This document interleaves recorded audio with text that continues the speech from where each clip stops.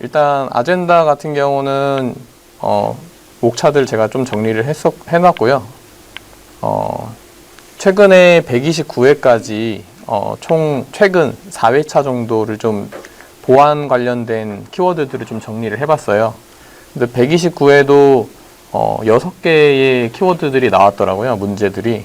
그래서 꽤 많이 출제가 되고 있고, 보안도 128회에서는 11문제 정도, 관리에서 6문제, 응용에서 5문제 정도 나왔습니다. 그래서 응용에서 나왔던 문제들은 대부분 또 관리에 교차 출제될 수도 있기 때문에 응용에 나왔던 문제들도 다시 한번 봐주시는 게 좋을 것 같습니다. 네. 그래서 여기 있는 내용들은 전부 다 이제 강의 자료에 다 담았고요. 최근에 많이 출제되는 비중이 기본 토픽 위주로 좀 많이 출제 빈도가 높아지고 있어요. 그래서 기본 토픽들 위주로 많이 좀 공부를 해주시고, 거기서 이제 신토픽들도 최근 트렌드에 맞는 것들 위주로 이제 좀 점진적으로 쌓는 게 좋은 전략이라고 볼 수 있을 것 같습니다. 최근에 이제 그 129회에 이번에 2분이 합격을 하셨는데, 관리가. 근데 그 중에 한 분이 기본 필수반을 나오자마자 합격하신 분이에요. 6개월 정도밖에 공부 안 하신 분인데, 근데 그만큼 기본 토픽에 많이 치중돼서 나온 문제들이 요즘 많기 때문에 기본 토픽에 좀 많이 집중하시는 게 좋을 것 같습니다. 네. 첫 번째는 이제 정보 보안의 기본, 개요에 대해서 좀 설명드리겠습니다. 정보 보안이라고 하면은, 일단 권한이 있는 사용자가 어떤 데이터에 접근을 할 때 뭐 사용, 공개, 손상, 변경, 파괴 등으로부터 보호하면서 기밀성, 무결성, 그리고 가용성을 제공하는 방법이라고 이제 정의를 할 수 있습니다. 그래서 기밀성은 말 그대로 이제 어떤 데이터를 필요한 근거에 의해서 시스템에 접근해야 되는 원칙을 가지고 있는 거고요. 필요한 사람만 그 정보를 볼 수 있어야 된다. 이런 거를 이제 기밀성이라고 하는 거고요.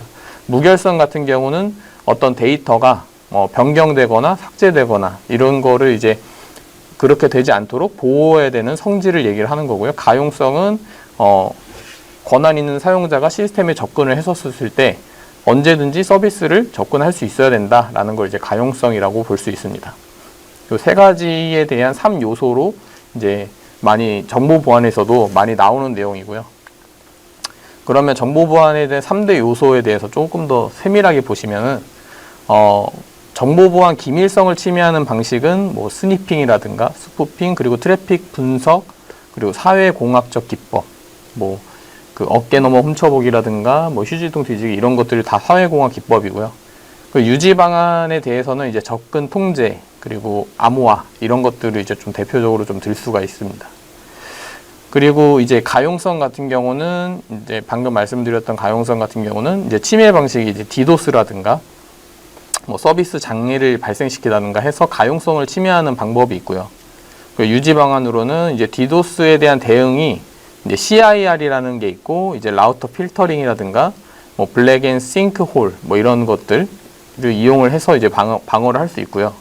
고가용 시스템을 이용해서 이제 HA라고 좀 많이 얘기를 하는 것들이 있는데, 뭐 폴트 톨러런스라는 시스템도 있고요. 뭐 그런 것들을 이용을 해서 이제 가용성을 보장하는 그런 기술로도 사용을 하고 있습니다. 그리고 마지막으로 이제 무결성 같은 경우는 침해하는 방식들이 이제 다양하지만 좀 간략하게 정리를 하자면 데이터 변경, 위조, 뭐 시간차 공격, 릴레이 공격 이런 기법들이 있고요.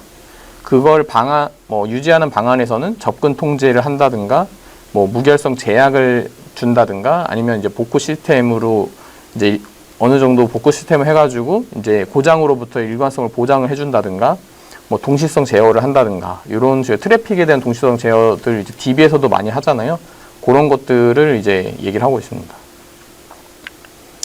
네, 다음 이제 본격적으로 보안 취약점과 대응에 대해서 설명드리겠습니다. 먼저 암호화입니다. 암호화 같은 경우는 정의가 평문을 암호화된 문장으로 이제 만드는 과정이라고 얘기를 하는데요. 구성원으로는 대표적으로 이제 암호화, 암호키 이런 것들이 있는데, 이제 대칭키, 뭐 비대칭키 이런 거를 좀 얘기를 많이 하고요. 암호화를 하는 목표는 인증을 하기 위한 거, 그리고 기밀성과 무결성을 보장하고 가용성을 보장하고, 그리고 이제 부인 봉쇄, 송신자가 어떤 메일이나 이런 걸 보냈을 때 내가 보냈